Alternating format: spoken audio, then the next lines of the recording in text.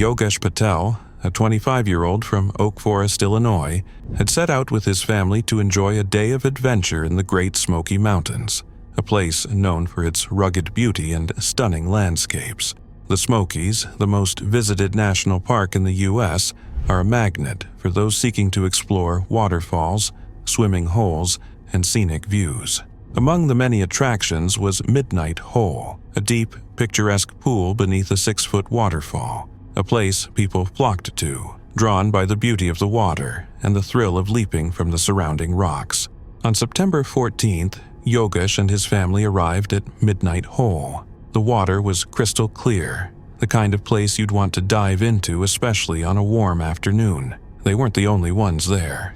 Others swam, laughing, enjoying the serenity of the park. But what should have been a peaceful day quickly spiraled into something far darker. As the sun began to dip below the horizon, Yogesh stepped onto a log that extended over the water. Whether it was to get a better view or just to embrace the moment, no one could know for sure. But what happened next unfolded in a heartbeat.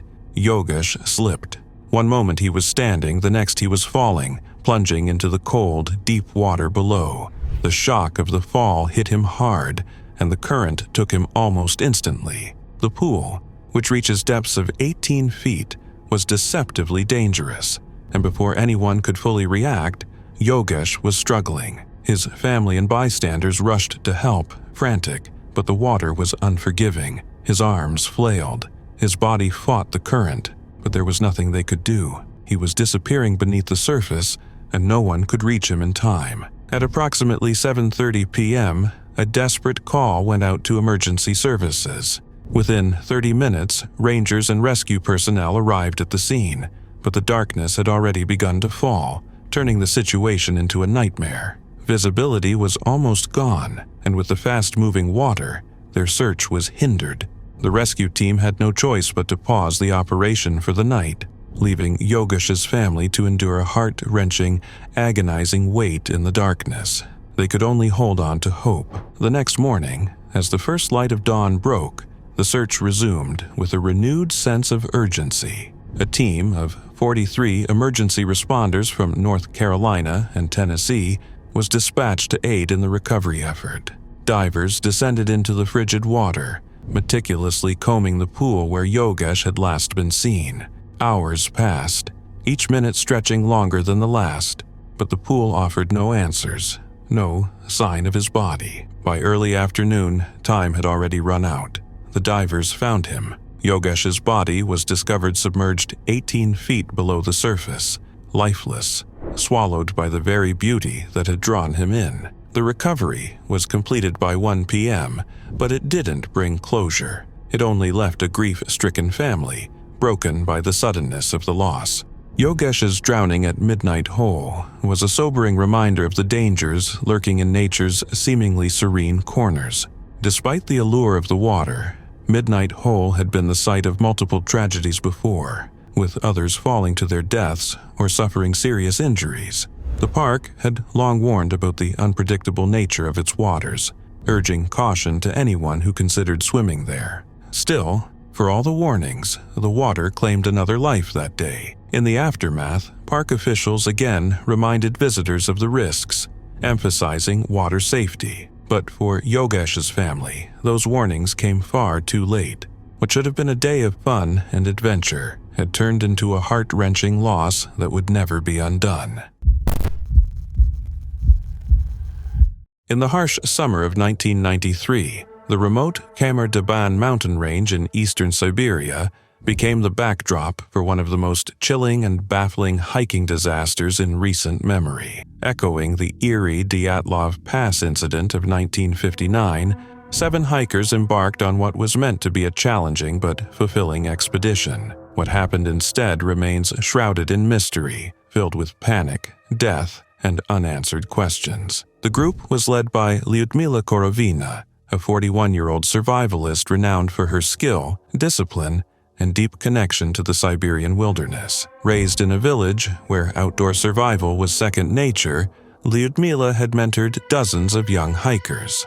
Accompanying her were 6 of her students, ranging in age from 15 to 24. Each brought their own strengths to the journey. Yulia, the youngest, dreamed of studying biology and had a childlike awe for nature. Sergei, a 17-year-old athlete, brought endurance and energy. Dennis, age 19, was a quiet photographer intent on capturing the beauty around them. Valentina, or Valya, 20, was deeply bonded to Lyudmila and known for her calm. Alexei, the eldest at 24, had an engineering background and was curious about the geology of the terrain. And finally, Sasha, a charismatic 21-year-old storyteller, kept spirits high with folklore and jokes. The Khamar Daban Mountains, near the serene Lake Baikal, are a land of raw beauty and hidden danger. Rivers cutting through pine-covered cliffs, caves nestled in rock, and wildlife ranging from wolves to rare birds. It was a landscape that thrilled the adventurer but punished the unprepared. Still, with Lyudmila at the helm, the group was confident. They set out on August 2, 1993, alongside 2 other hiking groups in the area. One of these was led by Lyudmila's daughter, Natalia. The plan was for all groups to reunite by August 5th, but when Lyudmila's team failed to appear, Natalia assumed delays or a change in route. Nothing unusual. That changed on August 10th. A group of kayakers paddling along a river spotted a bloodied, disoriented young woman stumbling from the trees. It was Valya, the only survivor. Her story stunned authorities. According to Valya, their trek started well. Spirits were high, the weather was fair, and they even reached their summit ahead of schedule. But the descent brought trouble. A cold, punishing rain rolled in on August 4th, soaking gear and slowing progress. That evening, they made camp, expecting to meet Natalia's group the next day. Morning brought chaos. Sasha, who had been lagging behind, suddenly screamed and collapsed, blood pouring from his eyes and ears. As Lyudmila attempted to take control, other members began showing similar symptoms: bleeding, confusion, panic. Some ran, others dropped where they stood. Lyudmila, too, succumbed, crying out before collapsing. In the end, Valya and Dennis were left with the lifeless bodies of their friends.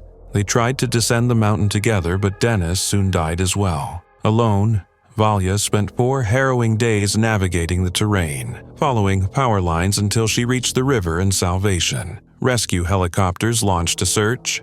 2 weeks later, they located the rest of the group. The 2 hikers who had fled the scene were found dead from exposure. Autopsies revealed that all but Lyudmila had died from hypothermia. Lyudmila, heartbreakingly, had suffered a heart attack. Investigators were baffled. How could such a well-prepared group perish so quickly in summer conditions? Theories abounded: toxic plants or water, exposure to sudden cold winds, or even hallucinogenic mushrooms. Some suggested military tests gone wrong. Others whispered of strange atmospheric events or ancient spirits of the land. Adding to the mystery were reports of strange activity in the area over the years. Local folklore spoke of flickering lights in the sky, eerie sounds, and signs of past civilizations hidden in caves. Archaeologists had uncovered cryptic cave paintings depicting unknown symbols and figures, evidence of something forgotten by time. Despite thorough investigations, the cause of the Khamar Daban tragedy remains unsolved. The Dauladhar Mountains were unforgiving that day. For Tom Howard, a 27-year-old British hiker, and his friend, the trek had been meant as an escape, a chance to immerse themselves in the raw beauty of the Himalayas, to challenge their limits against nature's untamed power. But what they hadn't known was that the path they had chosen in the winter was a deadly one. The risks were far too great, the terrain too unstable, and soon they would pay the ultimate price for their ignorance. On February 14th, they began their journey, trekking from Dharamkot toward Triund, a popular but perilous route when the mountains were cloaked in snow and ice. The ascent was difficult, yet exhilarating, with the world stretching out below them in an endless white expanse, the silence broken only by the crunch of their boots on the frozen ground. But it was the descent, where so many tragedies had occurred, that would change everything. Somewhere along the way, Tom lost his footing. Maybe it was the ice giving way beneath him, or maybe it was a misstep. Whatever it was, the fall was catastrophic. It wasn't a simple slip.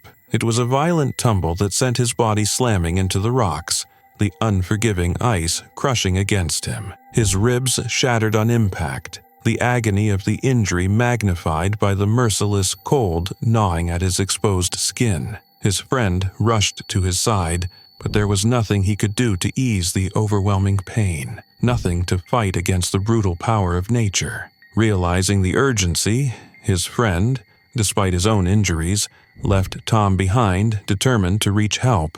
He fought his way down the mountain, the altitude making each breath feel like a battle. But fear and desperation drove him forward.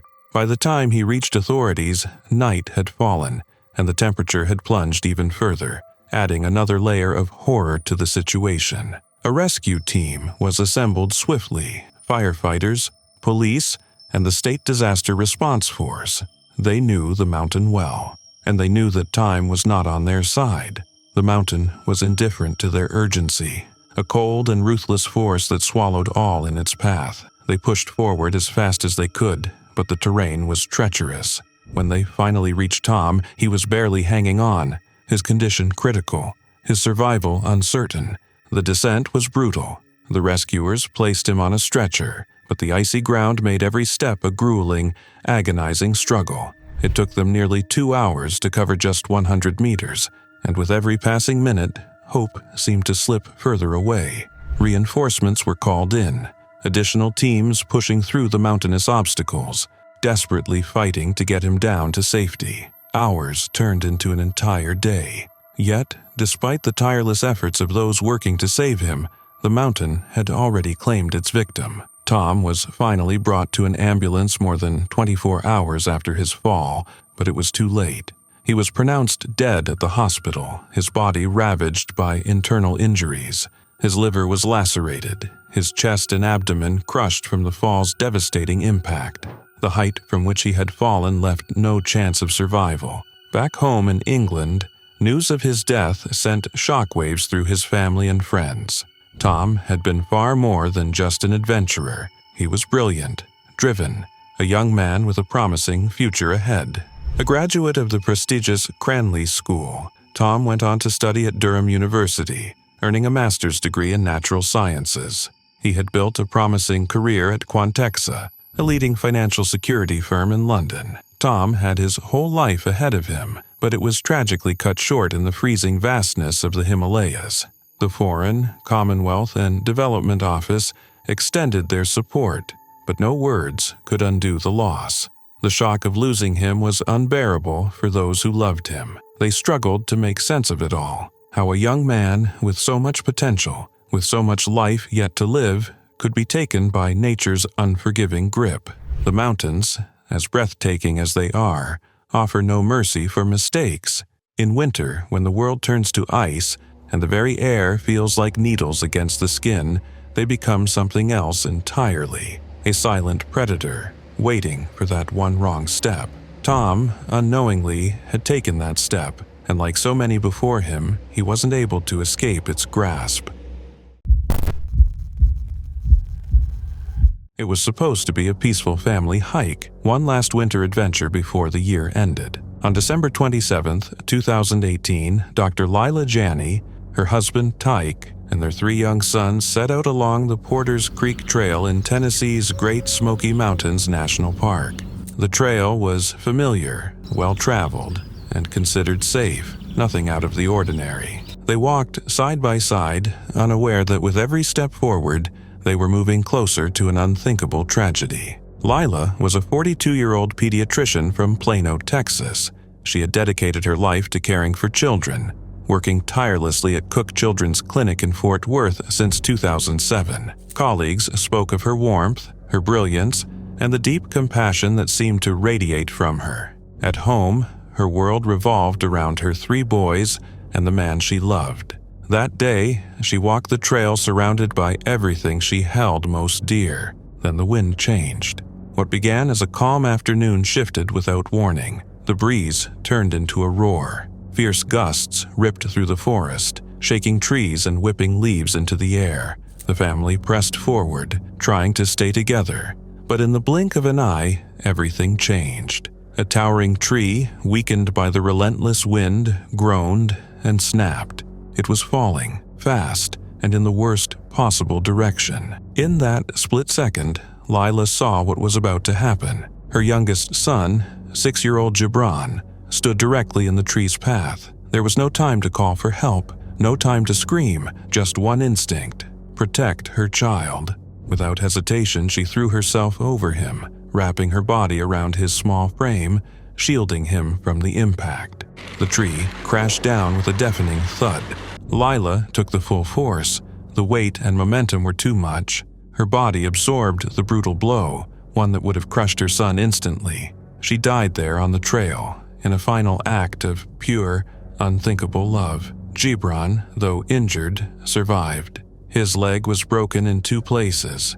He had cuts and bruises on his head, but he was alive because his mother gave everything to make sure he would be. Rescue teams rushed to the scene. Park officials responded swiftly, airlifting Gibran to the University of Tennessee Medical Center. Surgery followed, and doctors were hopeful. Physically, he would recover. Emotionally, the road ahead was long and heartbreakingly quiet without Lila. Tyke, now a grieving husband and the sole parent of 3 boys, had to find strength he never knew he had.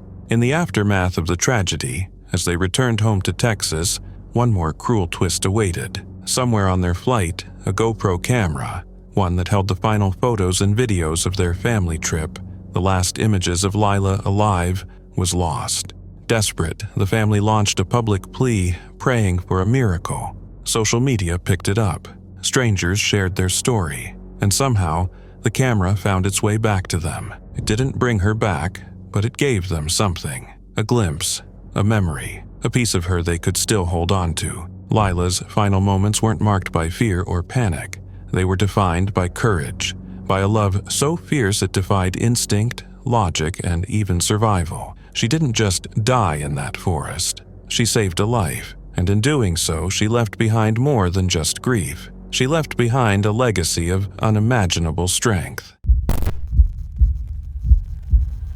In the quiet heart of the Swiss Alps, near the village of Saxeten, a scenic canyon carved by time became the stage for one of the darkest moments in the history of adventure tourism. On July 27, 1999, what began as a thrilling escapade turned into a nightmare that would haunt survivors and echo in the memories of families across continents. That day, a group of tourists from around the world, Australia, South Africa, New Zealand, the UK, and Switzerland, gathered with anticipation. They were promised an unforgettable canyoning experience in the majestic Saxeten Gorge. As they suited up and entered the narrow canyon, excitement buzzed through the group. Few could have imagined that the beauty surrounding them would soon become deadly. Dark clouds rolled overhead, unnoticed or ignored. The guides, experienced and confident, reassured the group that the weather posed no threat. There were exits along the gorge, they said,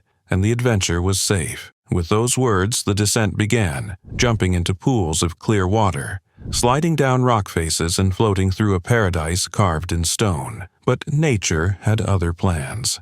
As the group ventured deeper, the atmosphere began to shift. A light rain turned into a downpour, and the once crystal waters transformed into a churning, muddy torrent.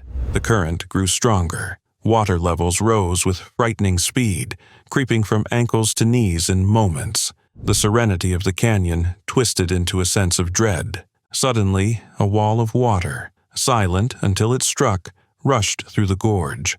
A flash flood, born of the mountain's fury, smashed into the group without mercy. In an instant, joy turned into panic, and the fight for survival began. Some were swept away immediately, their bodies tossed like leaves in a storm. Others clung to rocks, gasping for air between waves. A few tried to help one another, but the force of the water was relentless. Logs and stones surged through the torrent, striking anything in their path. One survivor, a young Australian, found herself tumbling through the gorge, helpless against the fury of the flood. Thrown into a boulder, slammed by debris, she was battered and broken, but alive. Around her, the water carried the lifeless forms of friends and strangers alike. Escape seemed impossible. Every direction held danger. In that moment of chaos, a split-second decision had to be made: stay and be crushed, or surrender to the current and hope it would spare her. She chose to let go. The river dragged her through narrow crevices and over hidden drops, tossing her like a rag doll. At one point, she was flung into the air and sent over a massive waterfall. Below, by sheer luck, a calm pool awaited. Exhausted, injured, and barely conscious, she crawled to the edge, her limbs failing her, her mind frayed by fear. The grass at the bank slipped through her fingers. Every motion was a struggle between life and death. Then, as if fate offered one final hand, another survivor appeared. Together, they reached the safety of the shore, aided by the very guide who had tried to save her earlier, just moments before the flood claimed so many. In total, 21 lives were lost that day, including 3 guides. 2 were never found. The aftermath sent shockwaves around the world. Families from distant countries flew to Switzerland for answers. A criminal investigation followed, exposing that the trip had gone ahead despite clear warnings of poor weather. 8 people associated with the tour operator were eventually found guilty of manslaughter through negligence. The scars ran deeper than any legal outcome could heal. For the Australian survivor, the flood changed everything. Physical injuries healed slowly, but the psychological toll lingered. Diagnosed with PTSD and struggling with survivor's guilt, she spent years confronting the trauma, haunted by the faces of those she'd lost. The sound of rushing water echoing in her mind long after the canyon had fallen silent. It was October 18, 2024, in the Tellico Plains, Tennessee, a peaceful area surrounded by dense forests and scenic roads. That day, a distressed 911 call disrupted the calm.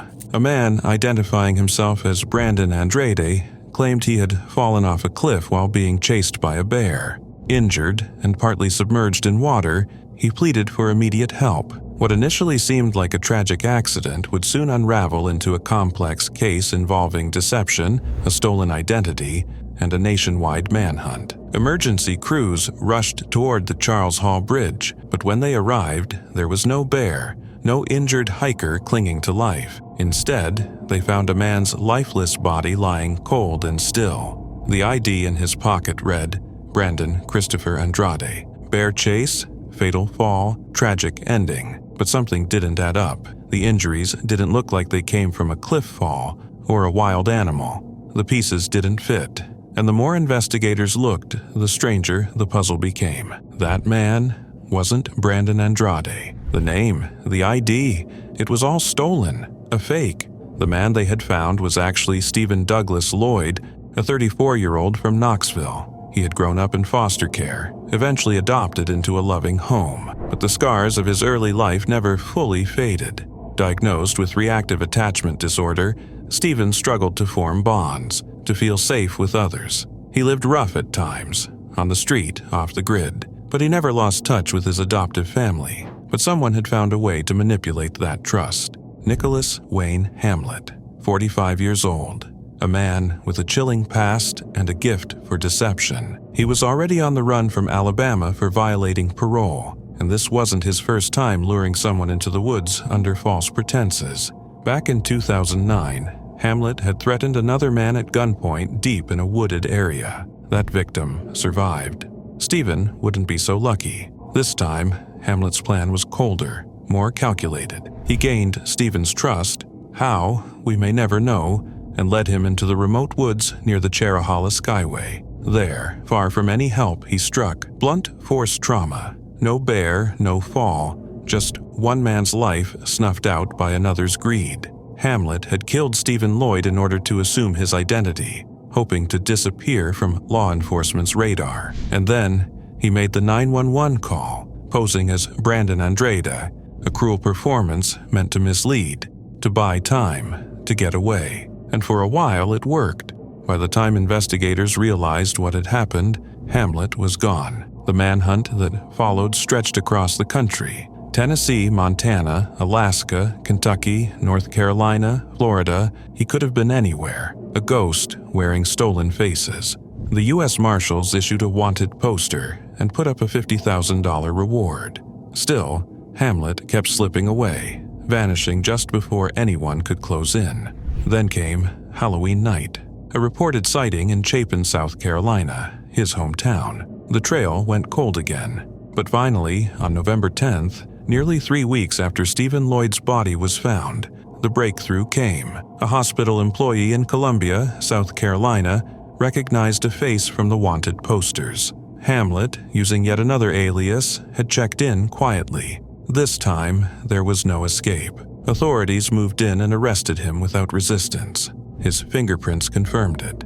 Nicholas Wayne Hamlet was finally in custody. Monroe County Sheriff Tommy Jones credited the community for stepping up, saying it was public awareness that ultimately brought a dangerous man to justice. But for Steven Lloyd's family, the relief of an arrest can't erase the loss. Their son, a man trying to find his place in a world that often left him behind, was betrayed by someone who saw only an opportunity. This case is more than a manhunt or a twisted con. It's a warning, a haunting reminder that not all dangers in the wild come from nature. Sometimes, the real predator is wearing a friendly face. They were just passing through. A few backpackers, deep in the wild stretch of the Great Smoky Mountains, making their way through the dense, isolated beauty of Hazel Creek. It was September 11th, 2020, and everything about the morning felt still, almost too still. When they spotted an unoccupied tent at Campsite 82, they thought little of it. Maybe the camper had wandered off for water. Maybe they were hiking nearby. Nothing seemed wrong, until they went a little farther. Down by the creek, something stopped them cold. A bear, and something else. Something horrifying. The group didn't wait. They turned and raced back the way they came, hearts pounding, minds trying to process what they'd just seen. When rangers and wildlife officers arrived, their worst fears were confirmed.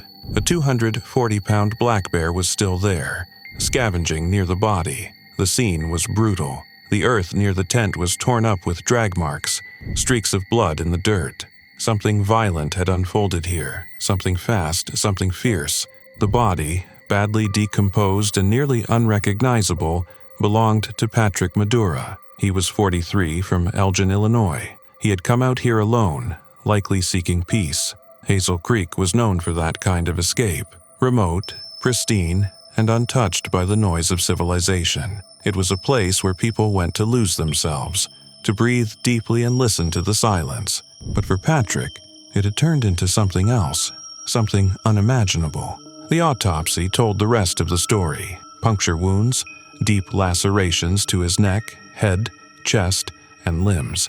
Signs of a violent struggle, fractured ribs, hemorrhaging, the kind of injuries that didn't happen after death, but during life.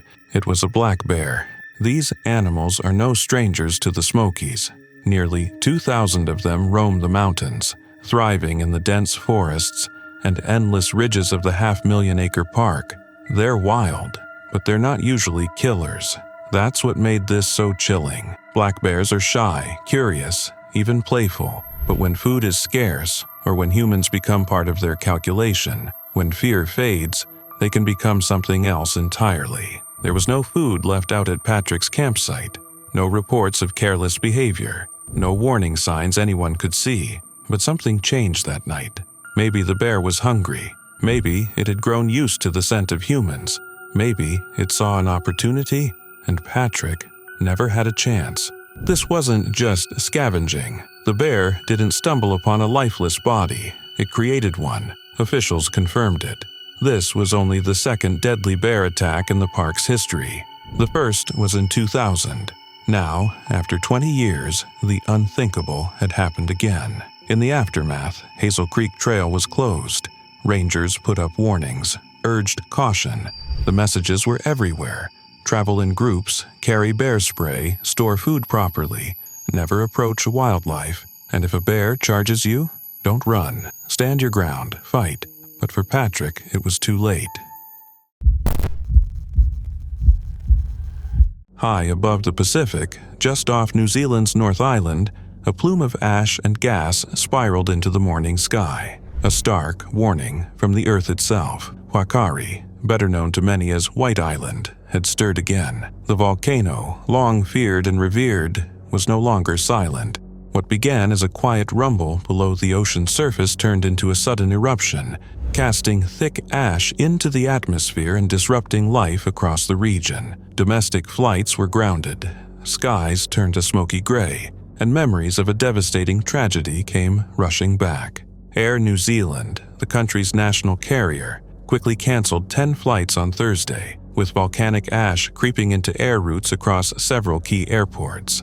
Visibility dropped. Pilots were told to steer clear. The ash, invisible at first glance, was laced with fine particles capable of grounding aircraft and irritating lungs. It floated like a veil over the North Island, a reminder that the Earth below remains restless. The eruption sent shockwaves, not just through the skies but deep into the national psyche. Huacari lies 50 kilometers off the North Island's eastern coast, about 200 kilometers from Auckland, New Zealand's bustling largest city. Its rugged steaming form has long intrigued visitors, a place of mystery and danger, adventure and awe.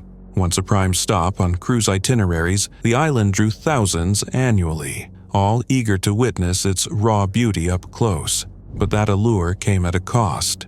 In December 2019, the volcano unleashed a violent burst of ash and steam, while dozens of tourists were on the island. There was no time to flee. The ground opened. The sky turned black. 22 people lost their lives in what would become one of New Zealand's darkest tourism tragedies. Survivors were left with lifelong injuries and trauma. Rescue teams risked their own lives to retrieve the living and the lost from a place transformed into a living hell. Since that day, Huacari has been off limits. No more tour boats, no more guided walks across its alien landscape. Just silence, caution, and the long task of healing. Now, 4 years later, that silence has been broken. Scientists had been watching closely. Earlier this month, they noticed signs: minor tremors, gas emissions, and heat rising from deep within the island's core. Satellite images confirmed it. Minor eruptive activity was underway. GNS Science, the agency tasked with monitoring New Zealand's seismic activity, raised the volcanic alert level to 3 out of 5, signaling an increase in unrest. Still, many hoped it would pass without incident, but Huacari had other plans.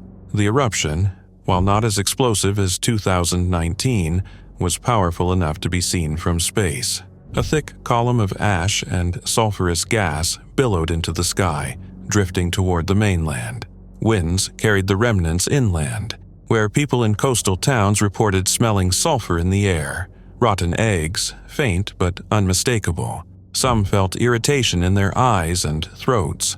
Most symptoms were mild, but unsettling all the same. And yet, this may be just the beginning. Government scientists have warned that the current activity could last for weeks or even months. The volcano isn't done. Pressure continues to build beneath its surface, and while no full-scale eruption is predicted, the risk remains high. No one is taking chances. Not anymore. The island's Maori name, Huacari, means to make visible or to show, and true to its name, it has reminded everyone of the power that lies beneath New Zealand's seemingly calm shores. It is a land shaped by volcanoes and earthquakes, a country always balancing on the edge of natural wonder and natural disaster. For over 2 decades, Anne Hooton was a devoted guardian of the Great Smoky Mountains, an avid hiker, an unwavering volunteer, and a woman whose deep love for the wilderness shaped her every action. She had spent more than 4,000 hours traversing these trails, educating visitors and ensuring the preservation of the land she cherished so much. But on what should have been just another routine overnight hike, something went terribly wrong. On Tuesday, January 28th, Anne set out into the wild, just as she had done countless times before. There were no signs of trouble, no ominous weather, nothing to indicate that this hike would be anything but another familiar journey. But when Anne didn't return the following day, a subtle unease began to settle in. At first, people assumed she was simply delayed, perhaps taking a little longer to savor the place she loved most. But as the days passed with no word, that hope turned into something darker. By Saturday, when Anne failed to show up for her volunteer shift, the worry became urgent. A full-scale search was launched, with multiple agencies racing against the clock to find her. Her vehicle was discovered at Smokemont Campground, an unsettling clue that she had indeed ventured into the wilderness, but never made it back. The search intensified, covering miles of rugged terrain, Bradley Fork, Chastain Creek, Hughes Ridge, until, nearly a week after her disappearance, the heartbreaking discovery was made. At 1:53 p.m. on Sunday, February 2nd, Anne's body was found just a quarter-mile from the Enloe Creek Trail, so close to safety, yet so far from the warmth and security of home. Authorities have yet to determine the exact cause of her death, though foul play has been ruled out. But the mystery remains. What happened to this seasoned hiker, a woman who knew these mountains like the back of her hand, who had never once been daunted by the most challenging trails? Her death sent shockwaves through the community. Anne was an enduring and beloved member of our Smokies community, said Charles Sellers, acting superintendent of Great Smoky Mountains National Park. She was a dedicated volunteer and avid hiker who shared her passion for the park with many visitors. Our thoughts and condolences go out to her family and friends. The search effort had been immense, involving teams from Cherokee Fire and Rescue, Bucer, the Macon Volunteer Fire Department, the Keowee Volunteer Fire Department, the Appalachian Mountain Rescue Team, and the Jackson County Sheriff's Office, all working tirelessly to locate her. But in the end, the mountains claimed one of their own. Anne's dedication to the park was unparalleled. Since 2004, she had taken few, if any, breaks in her service. In 2022, her tireless efforts earned her a nomination for the prestigious George and Helen Hartzog Award for Outstanding Volunteer Service. Her tragic death raises more questions than answers. Was it a sudden medical emergency? A simple misstep on the trail? Or was there something more sinister lurking in the wilderness that day? Whatever happened in those final moments, one thing is certain. Anne Hooton's legacy will forever be woven into the very fabric of the Smoky Mountains she devoted her life to. It was meant to be the highlight of their trip, a thrilling helicopter ride above the Great Smoky Mountains.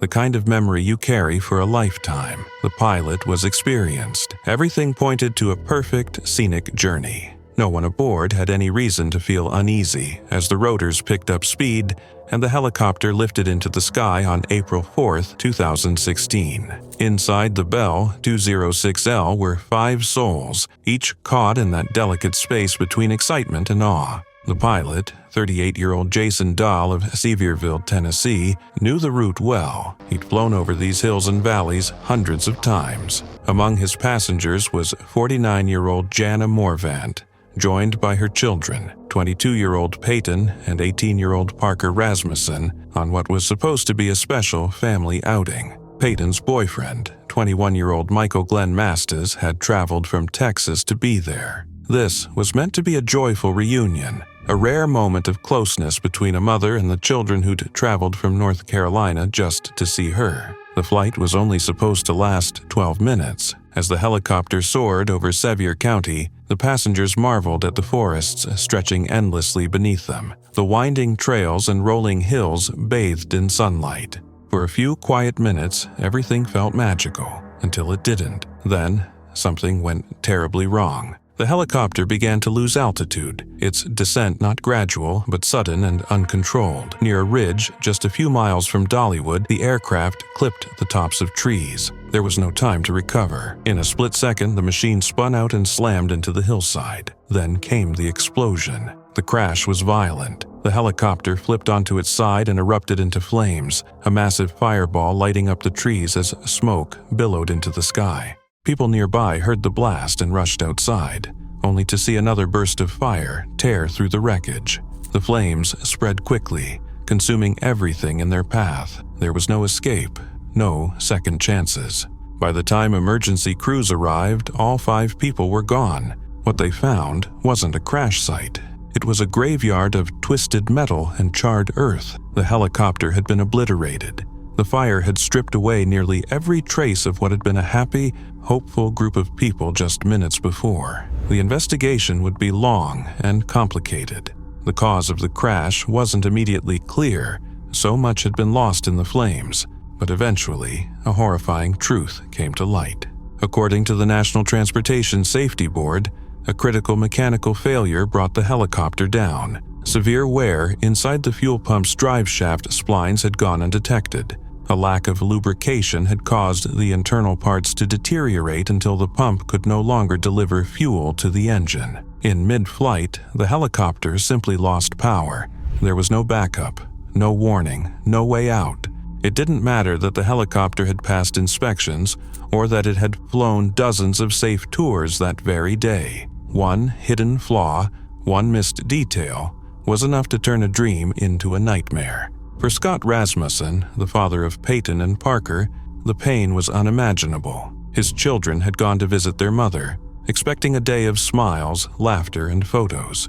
Instead, they never came home. Michael's mother, devastated and in disbelief, could barely accept that her son was gone. Jana's loved ones struggled with the fact that a mother, in the middle of a joyful reunion, had died with her children by her side. And Jason, the pilot who had spent years guiding others through the skies, had gone down with the aircraft he knew so well. Lawsuits followed. Accusations of negligence surfaced. Maintenance records were scrutinized, but no amount of legal action could undo what had happened. No court decision could bring back the lives lost in those terrible 12 minutes. After the crash, safety protocols were re-evaluated. Many helicopters in the area were retrofitted with crash-resistant fuel systems. But for the families left behind, the changes came too late. The island of Koh Tao, nestled in the Gulf of Thailand, is often described as paradise, a sanctuary of turquoise waters and palm-fringed beaches. But on the morning of September 15, 2014, that serenity was shattered. Beneath the beauty, a brutal story unfolded that would draw international attention, fuel controversy, and leave two families on opposite sides of the world drowning in grief. David Miller and Hannah Witheridge had never met before arriving on Koh Tao. Fate brought them to neighboring rooms at a modest beachfront complex known as Ocean View Bungalows. Like countless young backpackers before them, they came in search of sunshine, adventure, and a break from the pressures of everyday life. It should have been a trip filled with laughter and sunsets. Instead, it ended in horror. In the early hours of that fateful day, David and Hannah were last seen walking together on the sands of Seri Beach, the island's most popular strip. They had left a nearby bar, the warm island breeze still brushing the shore as they strolled under the stars. But what followed in the darkness was an act of unspeakable violence. Their bodies were discovered the next morning, close together, yet lifeless. Hannah, just 23, had been brutally assaulted and murdered. David, 24, was found nearby, his body bearing the marks of a savage beating before he was left to drown in the shallow surf. News of the double murder sent shockwaves through the island and beyond. Two promising lives, full of ambition and kindness, had been snatched away in a moment of cruelty. Hannah was a recent graduate pursuing a career in speech and language therapy, remembered by her family as a gentle soul with the power to touch many lives. David, an engineering student from Jersey, was known for his creativity, intelligence, and warmth. Both were adored by their families and communities, and their sudden deaths created a wound that would never truly heal. The grief of their loved ones soon gave way to another exhausting ordeal, the pursuit of justice.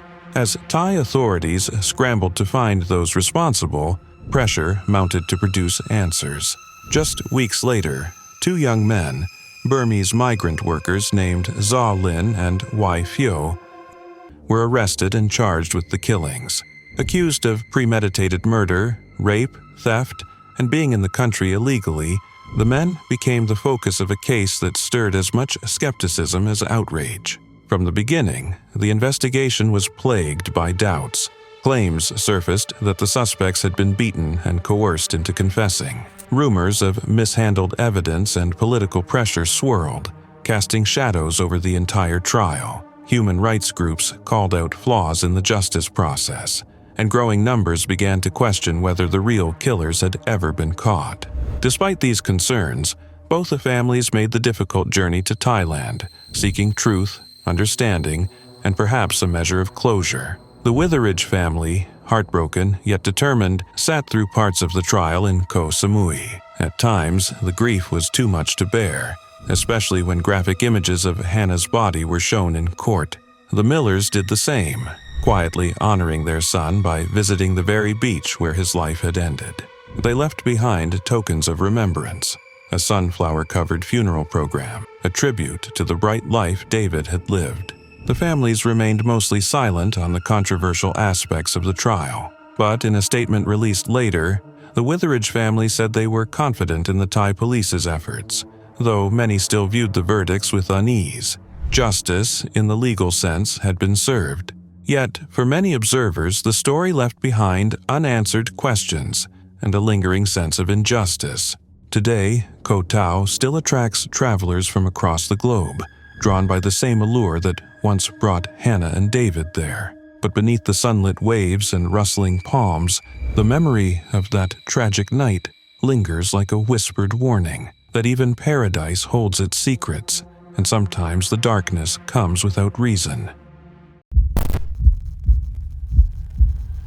It was January 5th, 2024, in Tulare County, California. A group of 13 friends from Utah were buzzing with excitement as they set off on what was supposed to be an unforgettable canyoning adventure. Their destination, the 7 Teacups, a breathtaking series of cascading pools carved into smooth rock, hidden deep within the Sierra wilderness. It's the kind of place that looks like something out of a dream, but demands total respect. This wasn't just a scenic hike, it was a test of endurance, skill, and courage.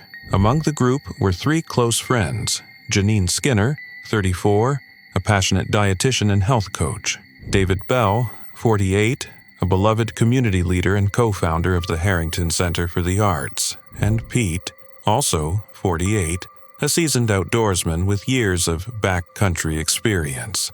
These 3 shared a bond that ran deep, a shared love for nature, adventure, and peace.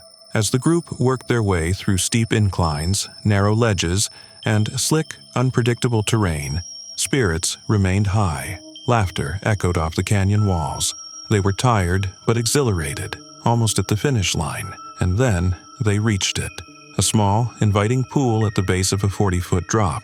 The water looked calm, almost serene. After hours of trekking, it felt like a well-earned reward. Janine stepped forward, smiling, confident, fearless. She leaped into the pool, expecting a refreshing break from the intense climb. But what she didn't see, what no one could see, was the hidden danger below the surface.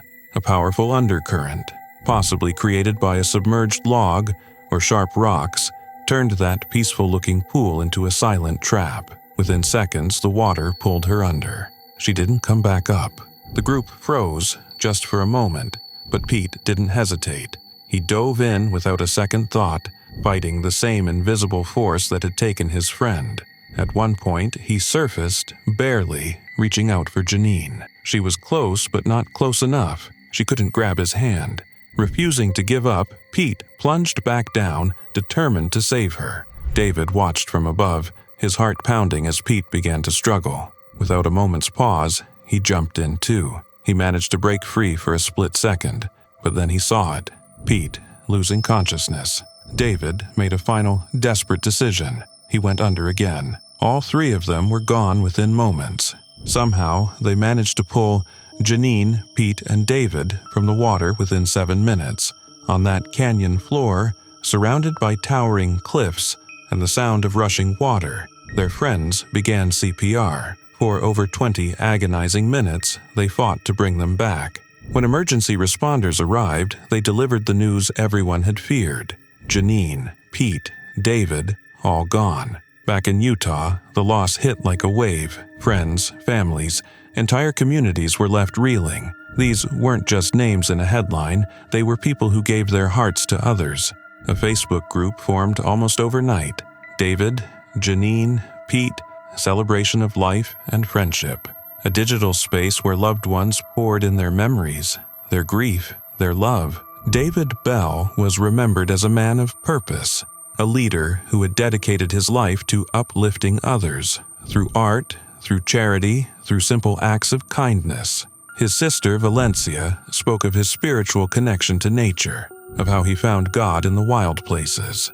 Janine Skinner was the kind of person who lit up a room. Her friends remembered her laughter, her strength, her kind and gentle way of making everyone feel seen. She approached life with the same bravery she brought to that canyon. And Pete?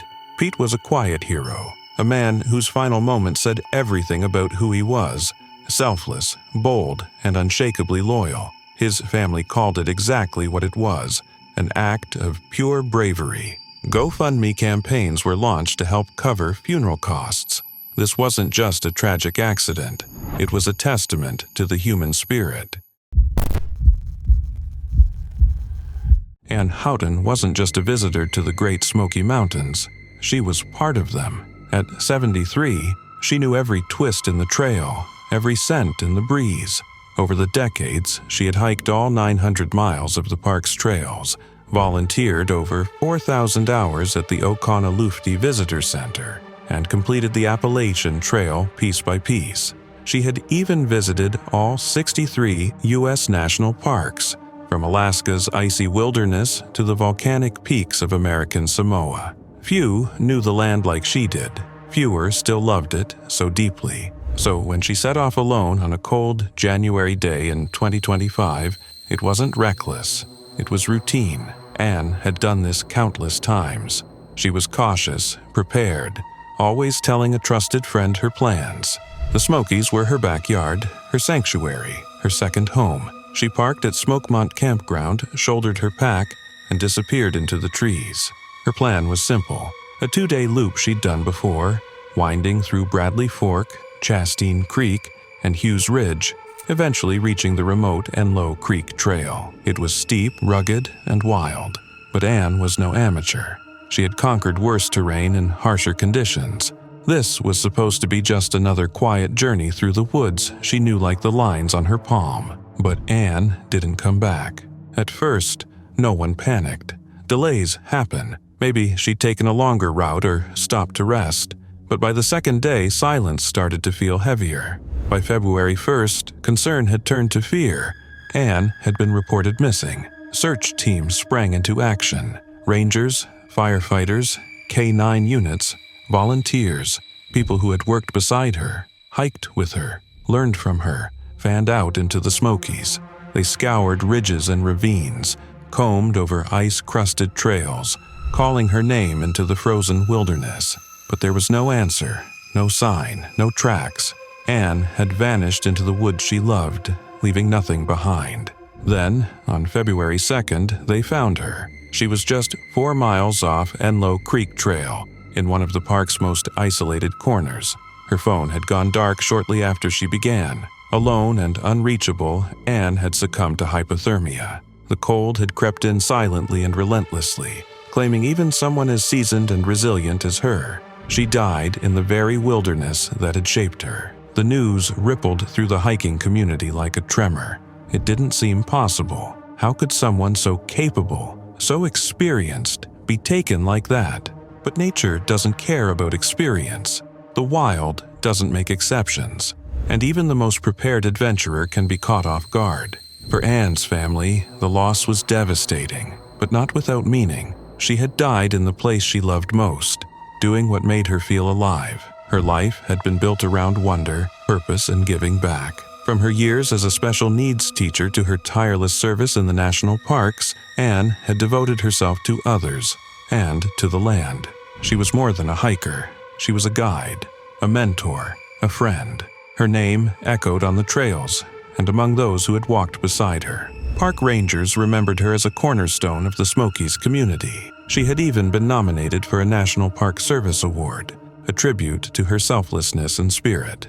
In early March 2025, they held a memorial for her. People came with heavy hearts, but also with stories of her quiet perseverance, her boundless curiosity, her kindness on the trail.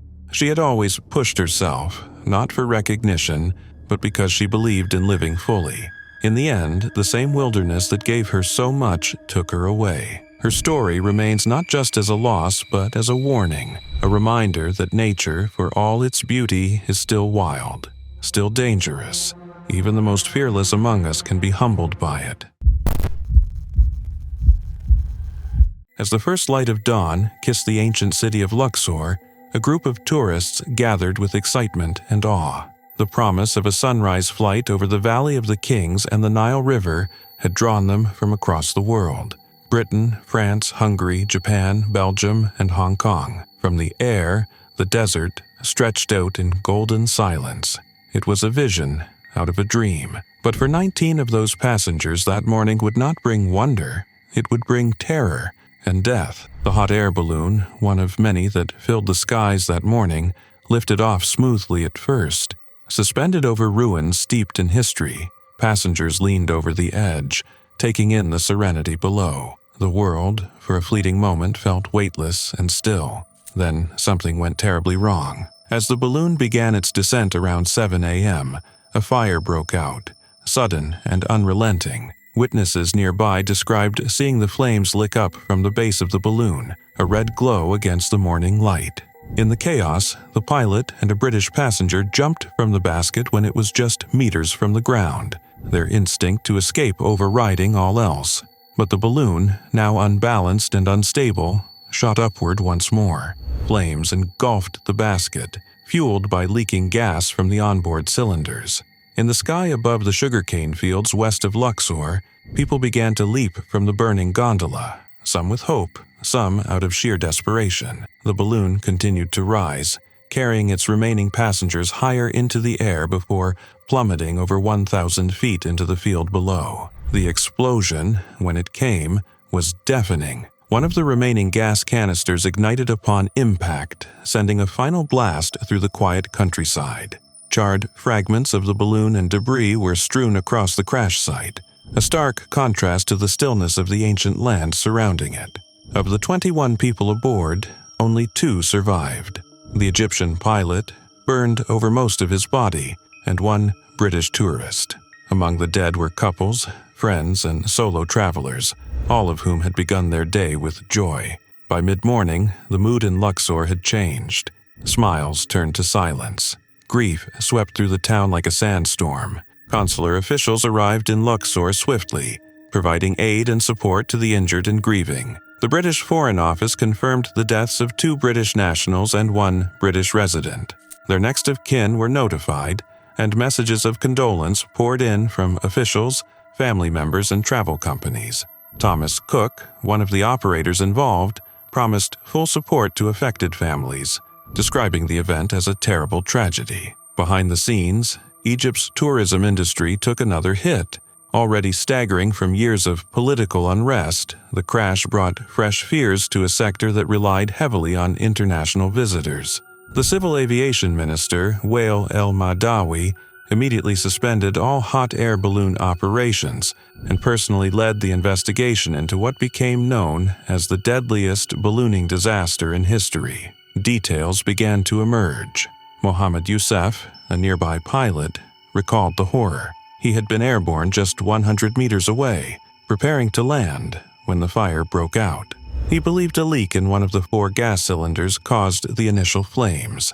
When the pilot and 1 tourist jumped, it caused the balloon to jerk and ascend rapidly, forcing more heat into the canopy above. At about 100 feet, Youssef saw passengers jumping. Some never reached the ground alive. Others died upon impact, and those who stayed inside perished in the inferno that followed. The crash shook Luxor to its core. It cast a long shadow over a place known for its timeless beauty and sacred past. What should have been a gentle ride through the clouds became a descent into chaos. It was July 9, 2024, in Romania, a country celebrated for its stunning landscapes and one of the largest populations of brown bears in Europe. Maria Anna, a 19-year-old hiker, decided to explore the Bucegi Mountains with her boyfriend. What started as a day of adventure soon turned into a heartbreaking tragedy. Maria was a passionate hiker who loved being outdoors. That morning, she and her boyfriend set out to hike the Jemay Trail, a well-known but challenging route near Vala's Pumasa, a peaceful waterfall nestled in the mountains. Both were well prepared and excited for the journey, completely unaware of the danger that lay ahead. Out of the dense underbrush, a large brown bear appeared, blocking their path. At first, they froze. Brown bears, even in Romania, typically avoid humans unless threatened or defending cubs. But this one didn't back away. It didn't hesitate. It charged. Her boyfriend, whose name hasn't been made public, did what he could, shouting, waving, trying to scare the bear off with noise. But the bear wasn't retreating. Panic took over. Maria shakily called Romanian emergency services, trying to describe what was happening while her boyfriend shouted in the background for someone, anyone, to help. The dispatcher stayed on the line as the bear came closer. Then chaos. The bear lunged at Maria, grabbing her leg with its teeth and dragging her from the path. It dragged Maria into the thick vegetation, pulling her further and further from view, toward the edge of a 400-foot cliff. Screams echoed through the canyon. Maria was fighting, trying to resist, but there was only so much she could do. Witnesses later speculated that in the struggle, she may have slipped, or perhaps the bear's weight pushed her over the edge. The call with emergency dispatchers cut off suddenly. Down below, the cliff dropped into a ravine nearly 120 meters deep. Rescuers from Salvamont Prahova rushed to the area, navigating treacherous terrain, knowing they were racing against time. But by the time they reached the bottom, the scene was grim. Maria's body was there, lifeless. The bear was still nearby, guarding the area with a disturbing level of aggression. The rescue team had no choice. To safely recover her, they were forced to fatally shoot the animal. Maria had not survived the fall. Her injuries were catastrophic. Dan Banu, head of the local mountain rescue team, called it one of the most haunting cases his team had ever encountered. Her boyfriend was physically unharmed, but the emotional scars will likely never heal. He had done everything he could, and yet it wasn't enough. He later said he wished he could have taken her place. Wildlife experts offered chilling theories. Some believed the bear might have been sick. Rabies was a possibility. Others suggested that Romania's record-breaking summer heat had pushed the animal to the edge, stressing its body and behavior. Between 2016 and 2021, there were 14 deaths and 158 injuries caused by bear attacks in Romania. Romanian authorities have tried to address the issue. Aggressive bears are relocated or, in some cases, euthanized, but many say that's not enough. Maria Diana's story is more than a tragedy. It's a warning, a reminder that nature, for all its beauty, is still wild.